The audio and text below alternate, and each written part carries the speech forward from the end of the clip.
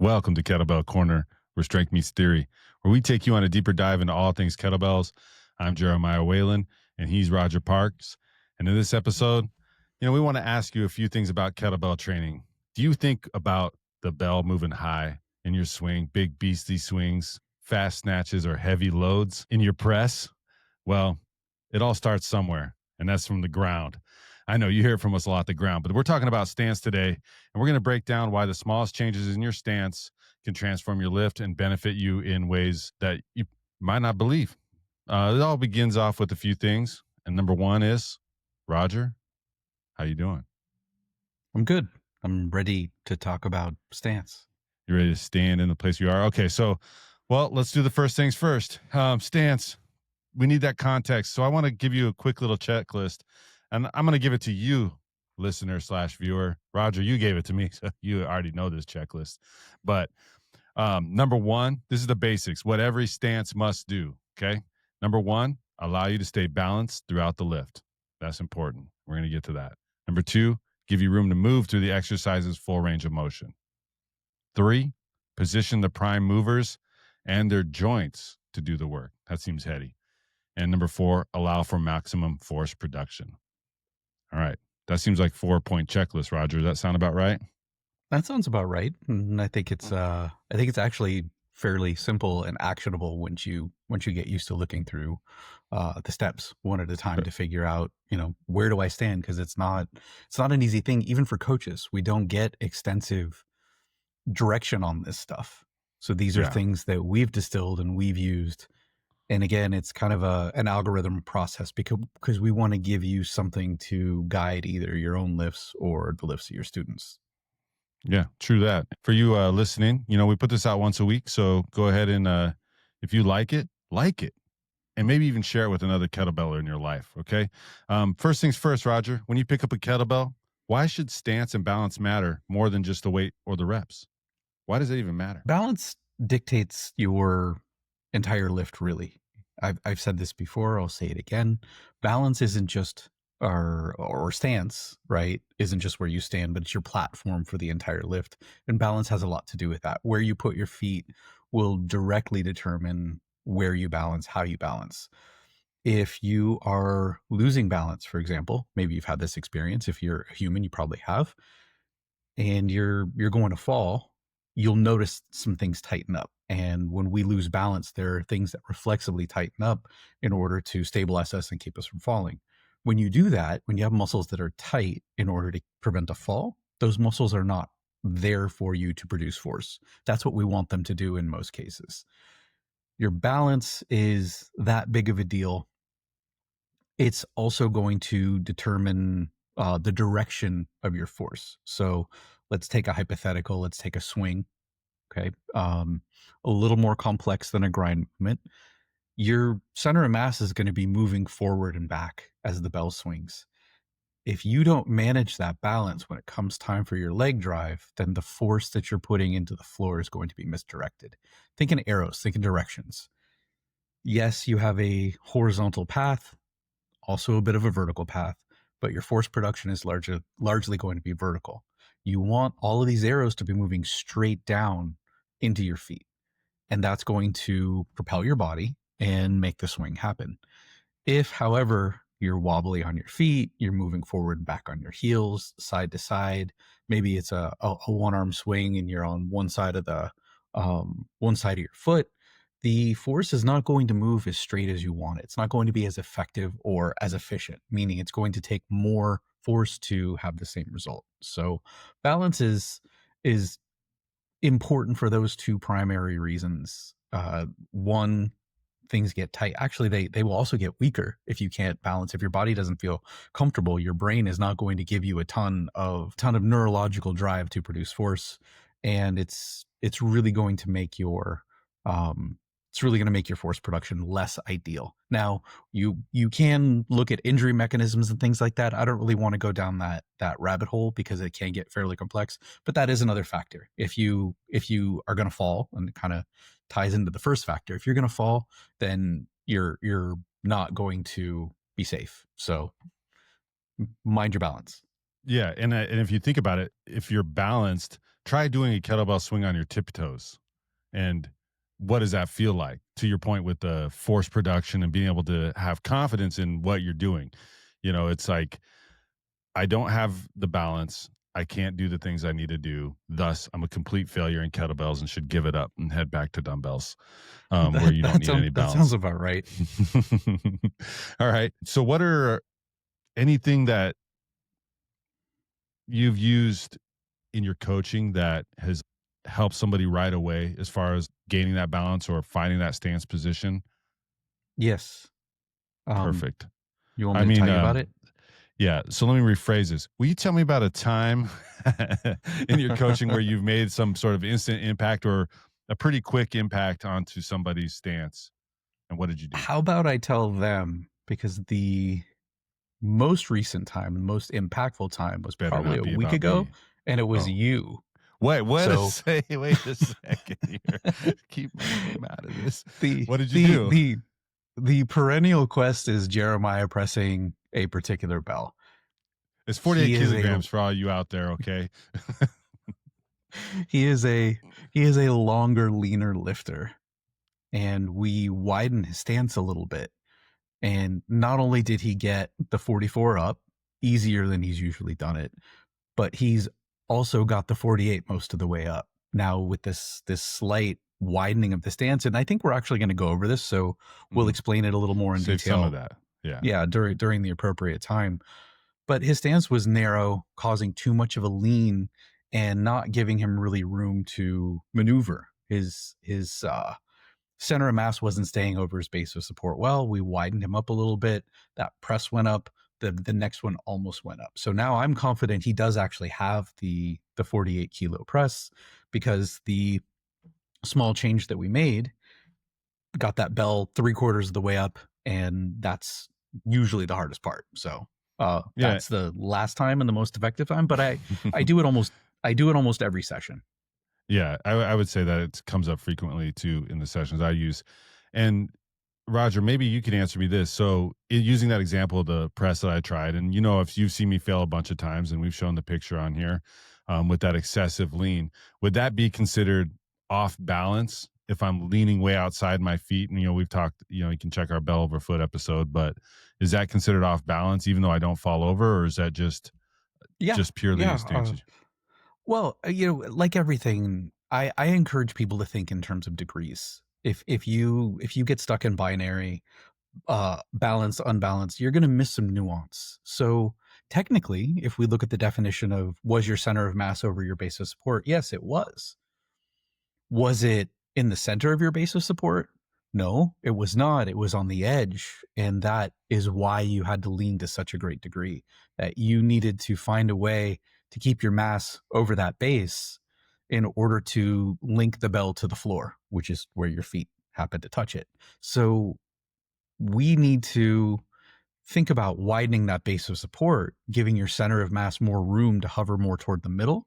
That eliminated the problem. So you weren't losing balance in the conventional way of, hey, I'm about to fall, but you were not as balanced as you could have been, which means your force production was lacking. You had to lean too much. You didn't really have good lines, is the way I think about it. Your lines of force were really off, and we'll talk about that a little bit later too.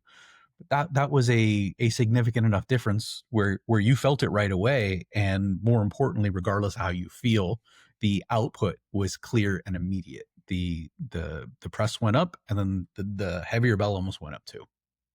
All right. Well, we've talked about the width a little bit, but let's get into that. And as far as what happens when you adjust that stance with wider or narrower, what is going to happen to the body? What's going to happen to some potentially could happen to some of the lifts when you make those adjustments? Aside from the simple example you just gave me, but what is that creating more room? What is that doing? Depends on the lift we're talking about. In the case of the press, then widening the feet is going to help your balance. You're going to have more room for your center of mass to stay over. Your base of support will be broader, so it's going to be easier to stay better balanced. So that's one. If we're looking at a squat, however, widening the feet can do a few different things, but most importantly for many people, it will give you room to move. So that is important for some people. Again, it's really hard to talk about this stuff without context. For some people, widening the feet, broadening the base, widening the stance, if you want to call it that, will give you more room in your hips for you to be able to squat, which is why it's common for people who I train who are newer and maybe, they go from a more sedentary lifestyle, they're not working out much. Often what happens is they want to get their feet really, really wide in a squat. And in most cases too wide, but the width is usually creating space to move into, which is an important part of the lift. If you don't have space to move into, you can't drop down. So if you were to take a really extreme version of this, do a squat with your normal stance and then do one with your feet right next to each other. You probably aren't going to get down as low. And even if you were, you wouldn't be able to execute a full goblet squat, or at least not to the same depth, because your arms would run into your legs. So this is another really, really important thing. It's super simple, but I think people miss this. It usually is with a squat. It's usually with a goblet squat. I think, oh, am I standing in the right spot? And the movement objective is to squat down a bit lower than they are. That's the range we've found that they can accommodate, and that was their own stated objective. But they can't do it because their junk is in the way. Something's bothering, something's physically impeding the space. Your arms and your legs can't occupy the same space at the same time without causing you severe bodily harm. So think of it in that ridiculous of terms. You may need to widen your stance to let your elbows get and the bell get down if you want to break Between your parallel in a legs, goblet right? squat. Yeah, Yeah. Otherwise, you're right. Unless you can like move through your femurs, but those are pretty thick bones. sure. Do you have? Look at Do you look have? at the getup too. One, Yeah. one more quick example. If you look at the getup, people often get tripped up because they're too far apart or they're too close together. And if you're too close together, you're jammed up. If you may have felt this if you've tried to get up, you literally can't move because your limbs are colliding. One leg is colliding with another during especially the sit through phase. Mhm. So giving yourself a wider base will just allow the space of your limbs to move freely through the space you make.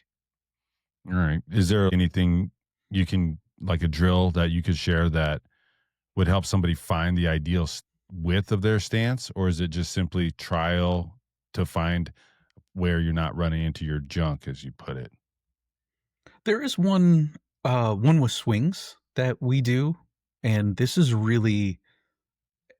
teaches a bunch of things. So we'll call it out here, but it's the rope drill. It's where Mhm. you have a rope. You can use a band. You can use a few different things, but the idea is you have a line of pull. You have something that's pulling your arms back behind you at the same angle, roughly at a 45-degree angle that a swing would be.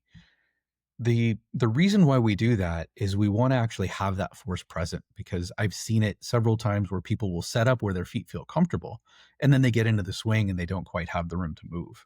What the rope drill does is you have to get into that loaded position, the bottom of the backswing or the bottom of the hike, with a line of force, which is a rope tied to a kettlebell or something heavy behind you, because you are guaranteeing that your arms are up against your body and they're back through your legs as far as they can be.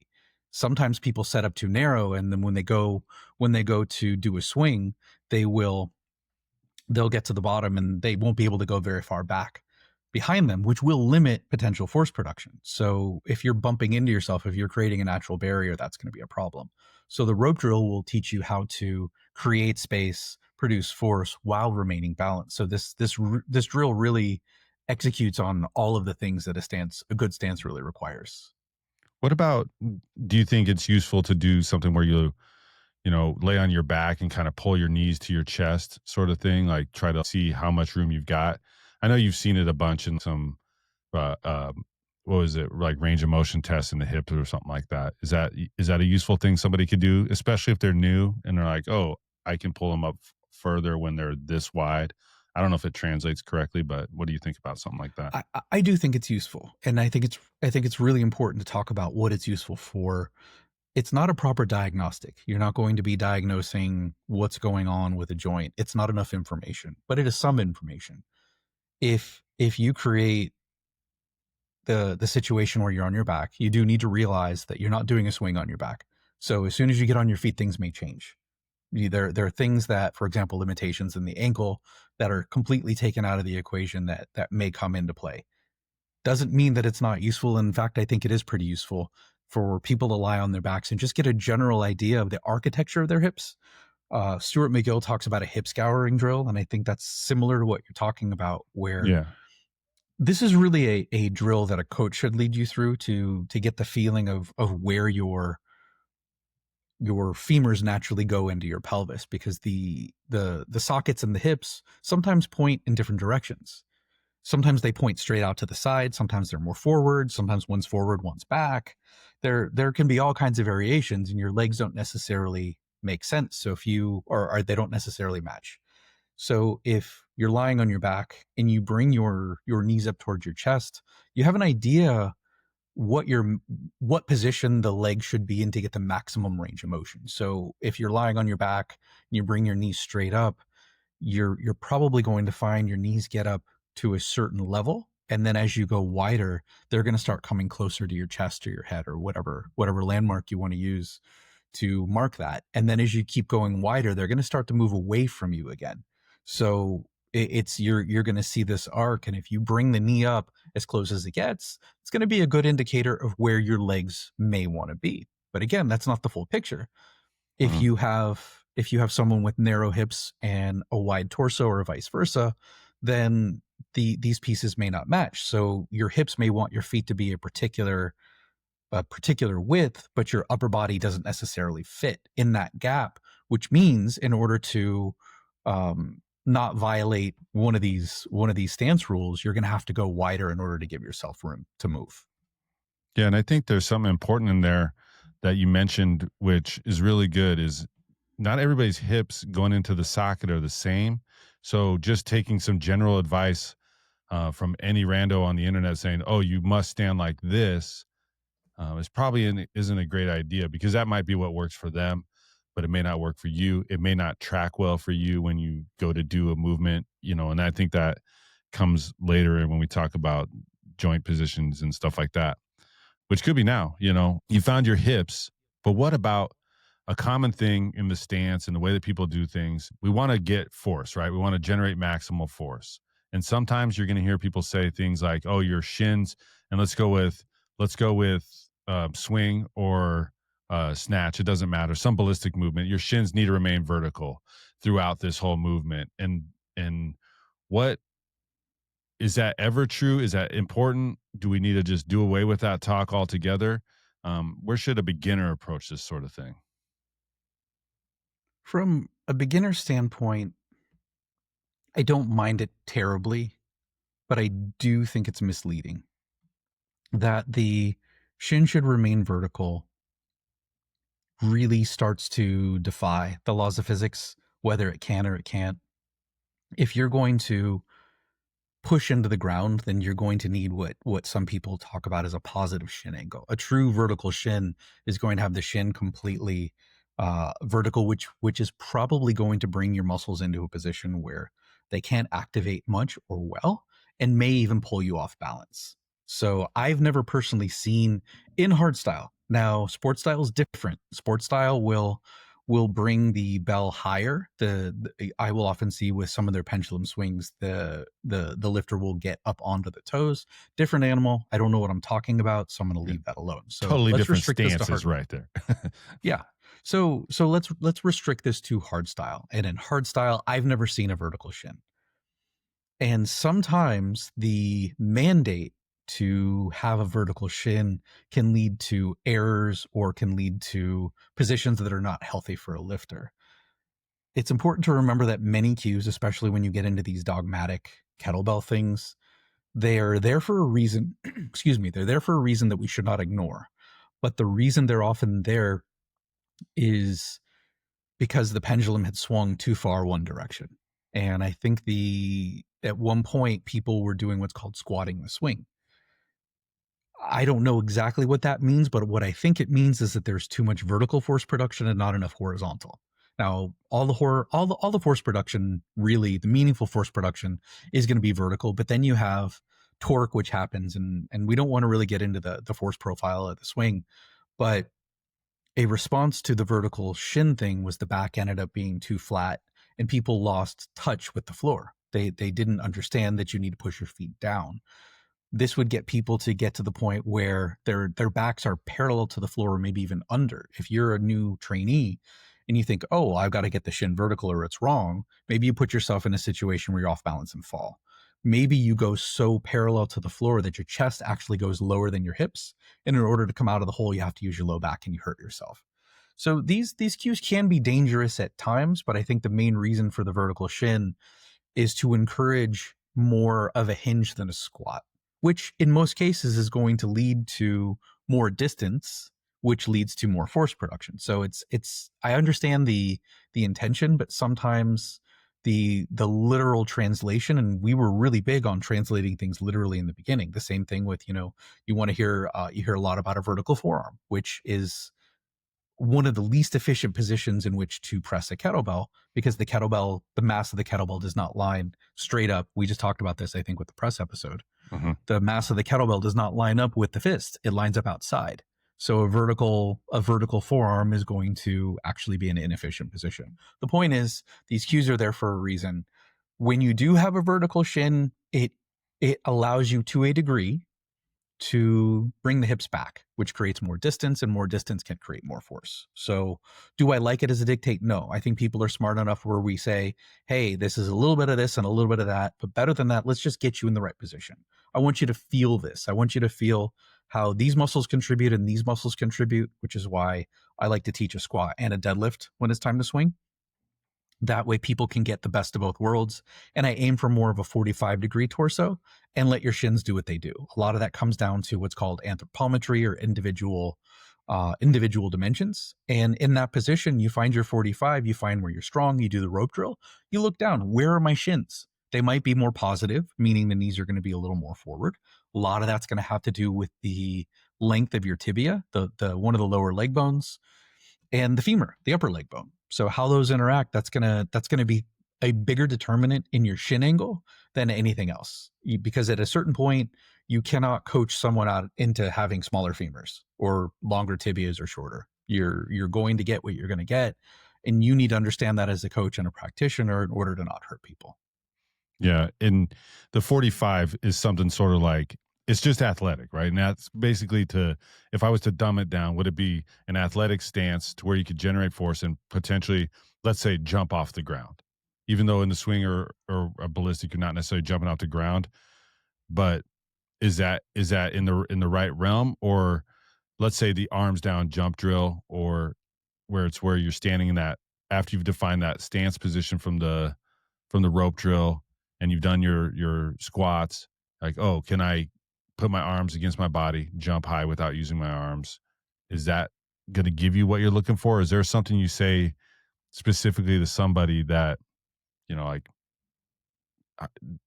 get into this position? I think the idea of the athletic hinge is another pendulum swing, and I think at some point things are going to break down. What is athletic? Well, there's a difference between, how you might stand if you're a goalie of some sort versus a quarterback versus, someone who's on the offensive line in American football. They're going to be very different athletic stances. If you're a jockey, your athletic stance is on top of a horse, right? So we don't have universal agreement there. This is why the physics come in handy. What I will say is your ideal stance, if your goal is maximal force production, is the one that allows you the most amount of horizontal and the most amount of vertical while you respect all the other parts of your stance. That is why this 45-degree matters. A simple experiment is to do a straight-legged deadlift versus a regular deadlift. And anybody who's been in a gym, you're going to see that you can go down farther with a regular deadlift, allowing some bend in your knee, and you will also be a lot stronger. I've never met anyone who's like, oh yeah, my regular deadlift's 225, but my straight leg and deadlift is 475. Like, I've never heard that once. So, and if that's you, then you're probably doing something wrong with your conventional deadlift. Well, and if that's you, leave a comment. The point is that we're looking for, in this case with ballistics, we're looking for the maximal amount of distance. And this this is going to be different. You know, we can say 45 degrees, but it's going to be about 45 degrees. And again, it's going to come down to how your pieces work together. So what I really like is, if you don't have a coach, is play with some depth. Now, the primary the primary piece that should move into the backswing, and the thing that you should give um most attention to, is your pelvis. Your pelvis should move back. It should not move down. But that doesn't mean that the knees can't move forward, because they can, and they will, and they probably should, almost 100% of the time. How your shins balance out is going to come down more to your body. So your body type that you can't change. So get into a position where you feel comfortable. And again, this is why we're talking about all these steps, where you feel like you can generate more force. And sometimes it's narrower, sometimes it's wider, sometimes there's more knee, sometimes there's more hip. You really have to experiment. So yeah, 45 or athletic. I think that the takeaway behind athletic is you should feel like you can move well in that position. And I think that's a fair starting point, rather than having to necessarily deal with a coach or a lot of drills or measuring your femurs, because it's kind of stupid. Yeah, it doesn't have to be that complicated, right? Can you move well? Does it feel good? Are you falling over? All right. Sure. Yeah. Most people will never think about planes of motion, the sagittal versus the frontal, and maybe this isn't the place for it. You tell me, Roger, but it really changes leverage. How does that play into our stance using these different planes of motion? Is that a factor? I guess, would it be width and how you move forward and backward? Is that where this is going to play into? Yeah, and there are really two important factors I think we should call out, and let's isolate them with two different lifts. So let's start with a squat. For taller lifters who have longer femurs, they're going to need they're going to need space to move. If you're doing a squat and your goal is to use your quadriceps more, especially with a goblet squat, you may find that you have a really rough time with your feet narrow. Let's establish just some basic terminology. Let's call the sagittal plane. Um, this isn't accurate, but this is going to work. It'll Point work for now. straight ahead. Yeah. That's you moving an object in the sagittal plane. The axis is actually this way, and this is where it gets confusing. So don't worry about any of that. So if you're pointing straight ahead, think sagittal. If you're pointing to the side, think frontal. And there's going to be an interaction of these two planes with most of our movements. And yes, there's going to be rotation in there too. Those are the three basic planes that we can reference when we talk about movement. If your femurs are really lined up in that sagittal plane, they're going to be really well disposed to produce force in that plane. Problem might be that, one, if you're a longer legged lifter, you don't have space to move. You can't get your arms, or let's say you're a big person, you can't get your arms through those legs. So you need to start taking your femurs oriented in that sagittal plane, so pointing straight ahead, and start to move them out to the side. This may also allow you to get into your quads more. As a simple experiment, if you want to see how this works, take your cell phone and put a pen next to it. And depending upon the size of your phone, the pen will be roughly the same size as the phone. If your phone is facing straight ahead and it's flat on whatever surface is in front of you, and the pen is, let's say it's to the right of the phone along the long side of the phone, that pen is going to be oriented in the sagittal plane. And you will see a front to back measure, the length of that pen, and you can mark it on your phone. And if your pen and your phone are roughly that same length, then great, this is really easy. As you start to move that pen out to the side into the frontal plane, you're going to notice that the front to back distance of that pen is actually shorter, that you have effectively shortened this bone. A couple people talk about this, but the one I think talks about it the best, there's a guy named Tom Purvis. He can be a little hard to follow sometimes, but really bright guy, and his videos are worthwhile. He talks about this. I think he calls it foreshortening, where you can start to control how the levers, the physical bones of your body, interact with gravity and forces by how you orient them. So I apologize if that was a mouthful, but the takeaway is, if you're a longer lifter and you're having a hard time making space, or if you can't really get into your quads because your femurs have to travel so far back in order to get you to stay balanced, or if that happens and the kettlebell's coming away from you in a goblet squat because you have to move so far back, you can widen the feet, right? You can turn those femurs into more of the frontal plane and create more space and tap into your quads a little bit better. Would you say that's a fair answer to the first part, at least as it relates to a squat? Was that helpful? Yeah. And subsequently, is it too simple to say that if you're a shorter lifter, you know who you are, no names are mentioned ever, um, to narrow your stance would be helpful? Or if you started too wide, to like then just do subsequently the opposite? Or is it more in depth than that? Obviously, it's No, probably no, purpose. it would not be. We want to interact with all of these pieces individually. You you need to understand that the human system is self-contained, and we don't we're not really concerned with overall length. We're thinking relative length. If you, let's say, have, and this is something else, Tom Purvis, he's got a great video on YouTube where he has like a foldable skeleton thing. It's meant to simulate bones.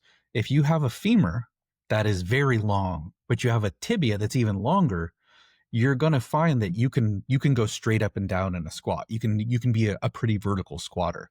The problem becomes really comes in when your tibia is too short relative to the length of your femur. So you could be 10 feet tall or you could be 2 feet tall, but it's about the ratio. Further, you got all these other complications with you got all these complications with the girth of your upper body. Do you have a belly? Do you have a big chest? Like, are you muscular? Are you fat? Like, what's going on? So there's so many other things that can get into this. So if you take away from this, oh, shorter people should stand narrower, then you're kind of missing the point of going through this checklist. So I would say no, that's not okay. That's too simplified, and this is how accidents happen, and they would be your fault. My personal fault? Your personal Oh, fault. It's all on well, I you. don't want to be at fault for anything. Uh, all right, so that covers sagittal. What about the frontal? Well, Or did you cover that same. in that? Well, that's really the It's like interaction of the two planes. it's a So combination. absolutely, because if the reason why I had you do the stupid thing with the pen is the femur has a finite length that's solid. So, oh, good, we got a visual. So I have a as pen and a as the phone. pen as the pen moves away from, so you can see, if you're watching this, you can see that the pen is roughly comes to the bottom, kind of the bottom of that top little lens thing. Okay, now you slid it down. Oh, where Hold do you want still. me to put it? Right there? It Okay. doesn't matter. Put it all the way at the bottom. That's fine. All right, that seems So better. you Scientific. can see, if you're watching this, that the top of the pen is now coming to the lowest lens of the camera on the phone. That's in the sagittal plane. As he moves it out to the side, keep going, keep going, keep going, keep going, keep going, right there. And if you were to draw a line from the tip of the pen now to where the phone is, you're going to see that it's actually below that whole camera casing entirely. Oh That yeah, I see that. as you've gained orientation in the frontal plane, you've lost orientation in the sagittal plane. Why that's important, now we're going to use the swing example. Swings take place in the sagittal plane. So if we had these crazy legs where our femurs could be completely lined up in the sagittal plane, then we would maximize the distance that we could use for force production. Fact of the matter is, we can't do that. The upper body is going to matter, the width of the bell is going to matter, balance is going to matter. So you may need to bring your feet out wider. The last piece of this that we talk about is putting your feet in a place where you can generate as much force as possible. The possible is contingent upon all the other steps in this little algorithm. So if you are using the example of the swing, if you can remain balanced, you have enough room to move, meaning your arms can go through your legs far enough. You have determined the position of the prime movers. We haven't really talked about this too much, but it's coming. And you were using the ideal muscles. In this case, you're going to use make sure you're going to use glutes and hamstrings as well as quads. And at that point, you want your feet as narrow as possible to facilitate the width of the bell, because force production is going to be more in the sagittal plane, in this case, underneath the hips and pointing straight forward. More distance means more acceleration or more time, which will increase the force output. Well, let's talk about those prime movers, Roger. what are they? What are my prime movers? Is it vary from each lift? Yes. I mean, are we talking about the stance? Is it always going to be the legs? Is that the big factor? So in the idea of prime movers in our kettlebell stance, what are we talking about? The right stuff doing the work or what? Yeah, that's basically what we're talking about, and we don't need to go too in depth here, but the shin angle is going to influence that. So, for example, when your shins are more vertical, you're likelier to have more emphasis on your glutes and your hamstrings. When your shins are less vertical, that shin angle is forward or positive, you're more likely to use more quad, and that's going to have to do with the line of gravity, which is going to pass through the center of your feet when you're standing. So that's going to be a factor. The width of your stance is also going to be a factor. So the prime mover is what you want to emphasize. So let's say you're squatting and you really, for whatever reason, don't care what muscles you're using. You're not interested in using more quad for your squat. You can keep things as they are as long as that kettlebell is held in a safe position and you're not hurting your back when you're really dipping low for that goblet squat. But if your goal is to emphasize the quads, then you're going to want to shove those knees forward a little bit. If you want to emphasize the glutes, then you're going to want to move the shin more vertical. Although there's a little caution here that when you move the shin too vertical and even behind the foot, you'll actually lose tension on the glutes and the hamstrings. You want to keep that knee centered over the foot and then move the pelvis away from it. If not, it's like, imagine playing tug of war with somebody and every time you pull, that other person comes forward. Every time you pull, I pull, you walk forward. I pull, you walk forward. There's going to be no tension on that rope. The same thing happens when the shin travels back behind the foot because the pelvis is moving and the pelvis is moving back. So keep the knee right where it is, move the pelvis back, you're going to get more hamstring, you're going to get more glute. So that's really what the prime movers will be about. You're not going to get a crazy amount of change, so this one is not super important, but in terms of preferring one to the other, but I do think it's important if you're trying to feel something, if you're trying to connect to a muscle, let's say, if you to like, oh, I can never feel my glutes when I do a swing. Well, watch the video. Is your pelvis moving more up and down than forward and back? Are your knees going too far forward? What's the timing like? If you can change that shin angle and make it less positive and have the butt travel back while keeping the knees over the foot, you may find that suddenly you feel your glutes, things start feeling better, maybe your back feels a little bit better, you feel stronger, you've got better swing. So this can be a game changer, but it's going to be very context dependent. So it's a little bit hard to talk about, but I do think that is something that people should consider in their stances. If you're doing squats because you want to feel your quads, but you don't feel your quads, you're doing something wrong. Or a common one is, I only feel my adductors when when I do a swing, like nothing sore except for my adductors. Well, you're probably externally rotated too much, and your femurs are probably too far into that frontal plane. And try to bring them more sagittal. And let's see if we can get some of that back into the glute. You're just a little bit of being over technical here, but your adductor magnus muscles, I believe, once you pass 90 degrees, which many people will in a backswing, my understanding is that they are hip extensors. So that's one of the things that works when you go really deep into a squat. We need those muscles strong, no doubt, but you don't want to only feel those and not feel the glutes too. It usually means that something's not lined up the way it ought to be. Yeah, and if you're too externally rotated, or your legs are too like you're kind of like duck feet, and you're feeling those adductors, you're probably not able to get too far in that back position either, right? You're probably not be able to get the hips back very far at all. No, no, and it might make the lift easier in some sense. You can think going back to conventional lifting, you can think of like the difference between a sumo deadlift and a regular deadlift. Sumo deadlift has the feet way, way out. It's going to be a lot of quad.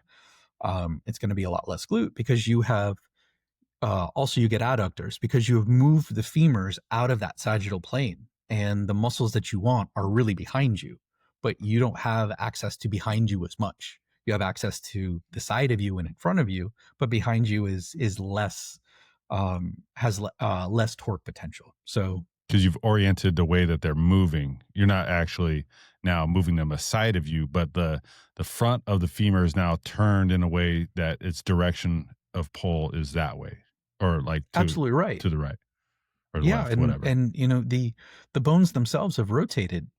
There's something that when I started really looking at this stuff, the quad extension, just that simple leg exercise, seated and you straighten your legs. A lot of people can't feel that in their quads, believe it or not.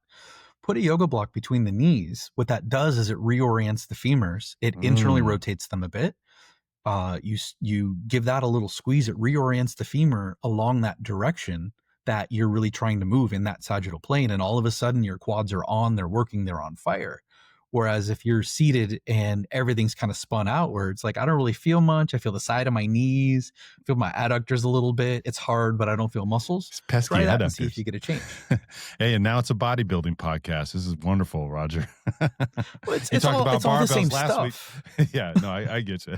What It about is, the principles are principles. yeah, yeah, vice principals or vice principals. What about what about the knees over toes? Just real quick, and this might be a tangent, but does this apply or factor into any of the I reluctantly say correct stance positions, or is that something to consider, or is that something that just takes care of itself?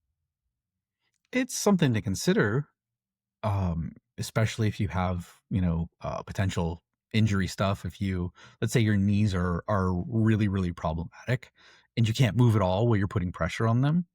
The answer, I don't think, is to always move pressure back and away from them. Not always, but maybe in the beginning it is. Maybe that's the only thing someone can do without pain. In which case, then maybe you'll try a box squat or something sitting behind you, so the knees actually travel back. Backward sled drags, reverse lunges are sometimes tolerated. Anytime where you're moving your center of mass back away from the thing that hurts can be helpful. That being said, sometimes the knees want to go over the toes just based on how somebody's built. Mhm. And when I stopped shying away from that, and I have a history of knee problems, my knee started to feel a lot better. So Yeah, yes, you want to load people more gradually in that case because your body needs time to adapt and build capacity. But knees over toes is often going to be a matter of just going back to that anthropometry body dimensions. And maybe you have a specific goal. Maybe you want to intentionally load those joints to make them robust. And some people, my sometimes I think it makes sense, sometimes I don't.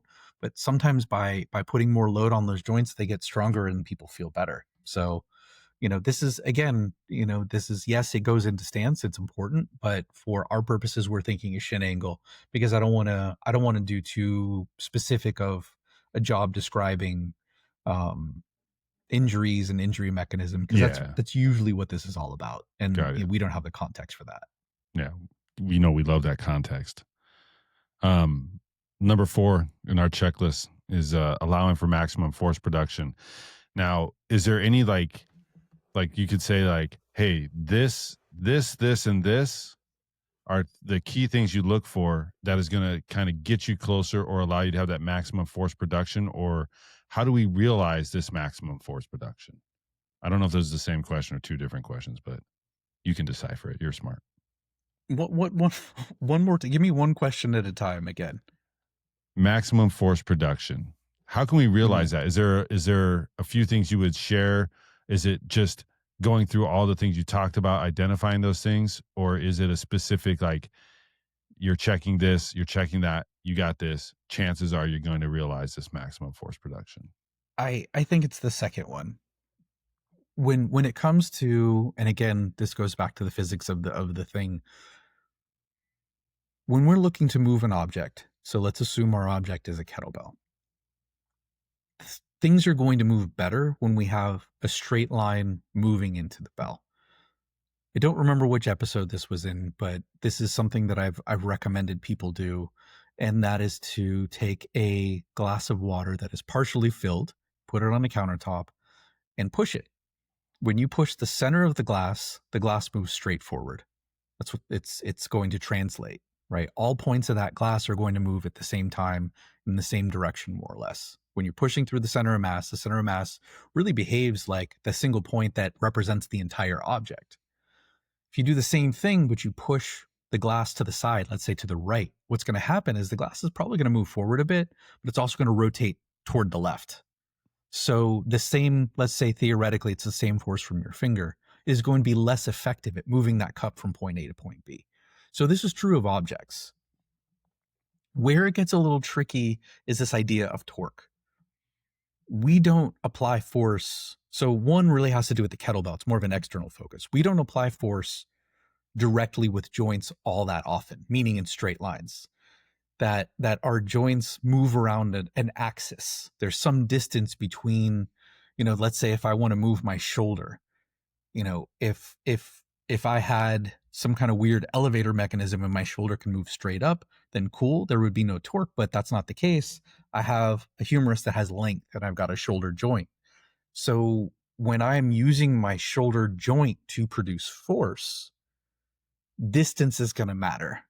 And that's where you get force and distance. That's where you're really getting torque. Torque is, it's force moves in straight lines, but when it has to move through some object that pivots, you get torque, and that's where distance matters. And to really get screwy, you can think about this in two ways. You can think about the torque that gravity is exerting against you. So you treat gravity like a force moving straight down.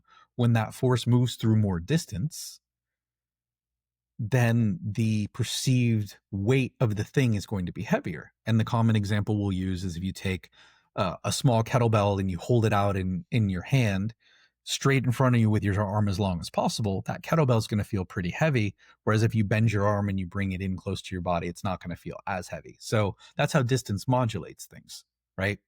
That is the stance of how do you shorten that space in order to make it so gravity is less effective at pushing you toward the ground, because that's what it wants to do. The flip side of that is, think of a door. Where do they put what are the basic components of a door? This is not rhetorical. I want you to answer this. All right. Basic components. You got the frame. You have usually 2 to 3 hinges, mostly 3. You have a door knob, and then you have the mechanism. Okay, let's stop there. Okay. Let's stop there. Okay, so you got hinges, and the hinges are, it's a place where the door rotates, yes? Yes. Okay, so you're making a door. Where do you put the knob? I put the knob all the way opposite side of the hinges. Yes, you do, because that is going to be the place where you, as the lifter, can exert maximum torque, right? You're standing in front of the door and you're pushing straight ahead, but that force translates through the distance of the door. It goes from the knob all the way through the straight line, so the lever, to the hinges.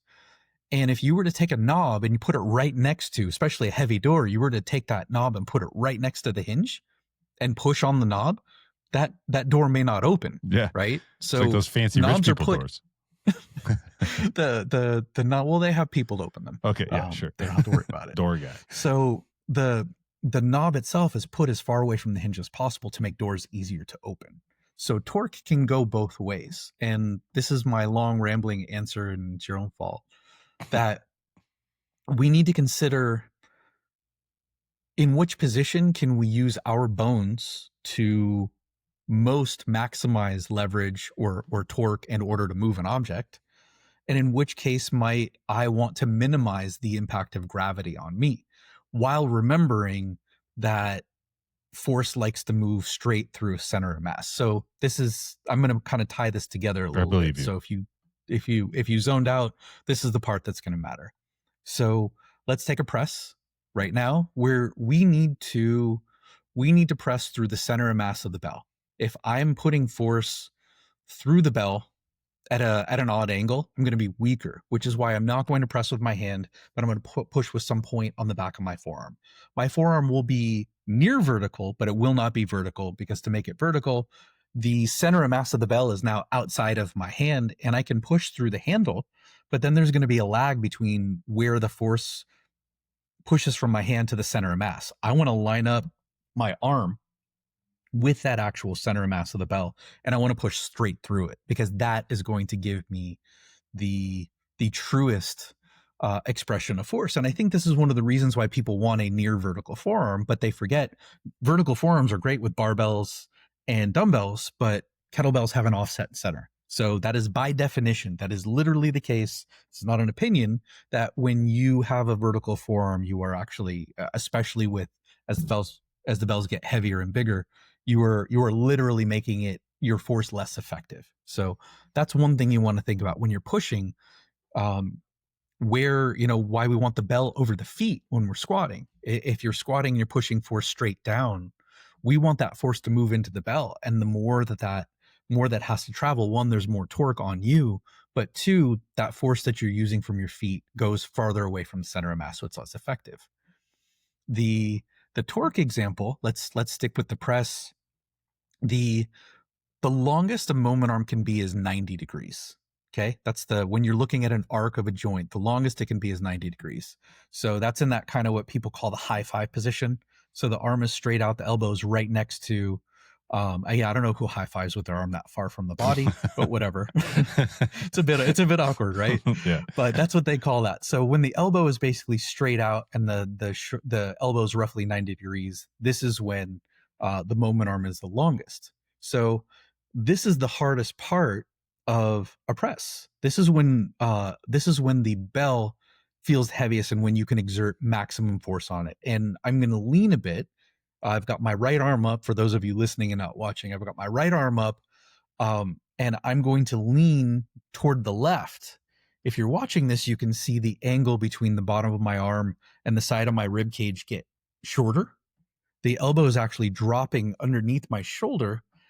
That distance is actually decreasing. And one of the reasons why we lean is we make that moment arm shorter so we can push, and then we lean back underneath the bell. That's one of the reasons why that works. So if you're listening to this, I'm leaning away from the arm that I'm pressing with, and the angle that's formed between my humerus and the side of my rib cage actually gets smaller. And like I just said, the biggest a moment arm can be is 90.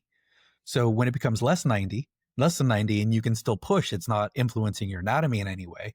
You're making that lift easier because gravity and the mass of the bell don't have as much of an opportunity to resist you. Is that fair? Does that make sense?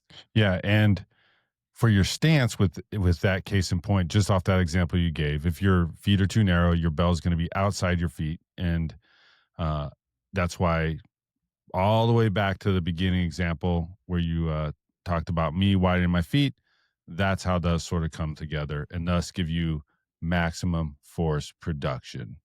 Yes. And you had the ability then to lean, right, and to shorten the moment arm of the press without compromising your balance. One more example, and then I think we probably need to stop talking about this. The other example, though, would be, let's look at a swing.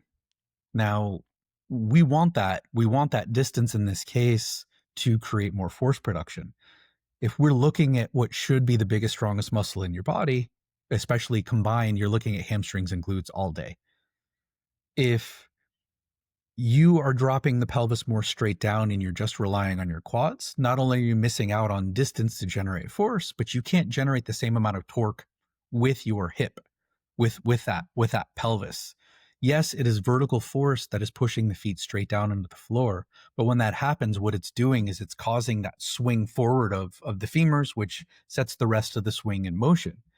And if you don't have that distance, then you are going to be less able to use these strong muscles to resist the mass of the bell. So in this case, we want to think about, okay, this is going to give me maximum force production because it's going to alter which parts of my anatomy I can use. And in this case, my glutes are stronger and my hamstrings are stronger than my quads.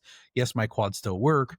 I don't want to just use glutes and hamstrings, but this is going to allow me the most torque in this instance in order to propel the bell most. So it also happens to go along with greater distance. Everybody wins. So the short part of it is you want to think about the straight lines, and then you want to think about the torque. Are you looking to maximize the torque you can generate against the bell, which is the swing example? Or are you looking to minimize the torque that gravity can exert against you, which is the press example? All right. Yeah. And if you are just going up and down, how's that bell going to go forward? That's crazy. That's crazy stuff. So, all right, with the stance, the checklist again. Allow yourself to stay balanced throughout the entire lift. That's the whole thing. Give yourself room to move through the full range of motion. Position the prime movers in their joints to do the work, just like we talked about right there, and that'll lead to the maximum force production. And if you're thinking about the hierarchy of priorities, it's balance comes first, then your room to move, ensuring the right muscles do the work, and finally that force production. So if you can get those four things aligned, Roger, in your stance, it's going to be a good kettlebell day. Yay or nay? Yeah. All right. Anything Yay, else? yay, Yay, yay. yay, yay. Anything else? I do want to point out with Mhm. the stance with lower body moves that maximum force production is usually as narrow as possible. So Mm. if you Oh, find that yes, you yes. can bring if you find that you can bring your feet, whether it's a squat or a swing, if you find that you can bring them closer together without compromising any of the above steps, then that is going to be where you are likely to generate maximum force. So always think as narrow as possible.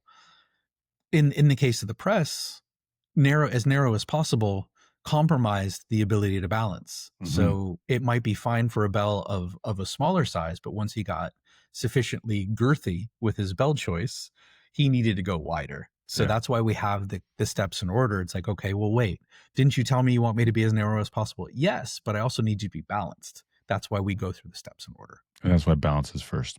All right. There it is, folks. That'll line up your stance. Get to it. Stand in the place where you can. Right there. Turn around. Direction. Wonder why. All right. Anyways, you know where I'm going with Jeez. this. All right, Roger. Thank you for that. Everybody else, please be sure to download the Bells app. It's on the Apple App Store. And by all means, subscribe to this, share it with a friend, and always leave us a comment or a question you have on this. We will do episodes that you suggest. So send them in. We love them. All right. And stay strong. Bye, everybody.